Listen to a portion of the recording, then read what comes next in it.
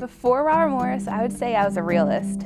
And now that I've been at Robert Morris, I think I've become an idealist. It's given me kind of hope to help people. So where do I turn when I didn't want to go to like this huge university where I was one of 20,000, because that's more than 4 of my towns put together. So I think Robert Morris, like the smallness of it, but also the ability to make an impact here, is really why I decided to come to Robert Morris.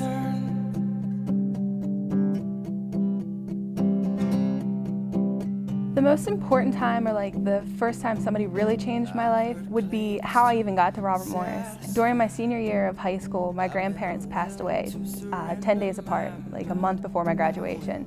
So it was kind of like a really, really hard time. But growing up, they were always like a huge part of my life, and they always told me that you need to stand for something or you'll fall for everything. So when they passed away, I kind of brought it on to myself to be a motivating person and be everything that I possibly can be and stand up for stuff.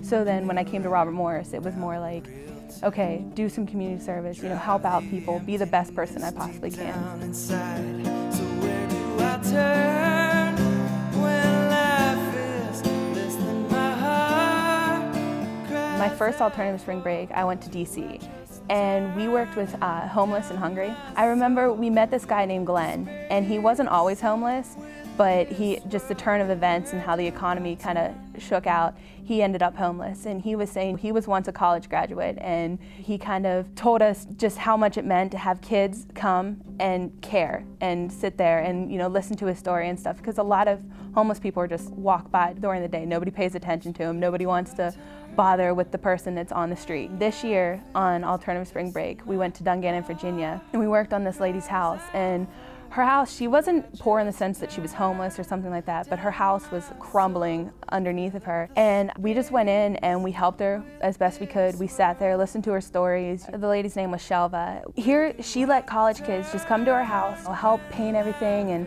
the boys had built a wall, and the doors, they overlapped.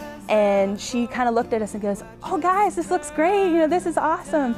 And we were kind of like, oh my goodness, like the doors don't close. But just her being like so thankful and grateful that these kids were here just to help. And I feel like she was impacted by us being there, because we were college kids. And I mean, a lot of people spent their spring breaks going to the beach or Las Vegas, but we took our time out to go and help this lady paint a wall and paint a house. So I feel like those were probably the best times that I've helped impact somebody else's life.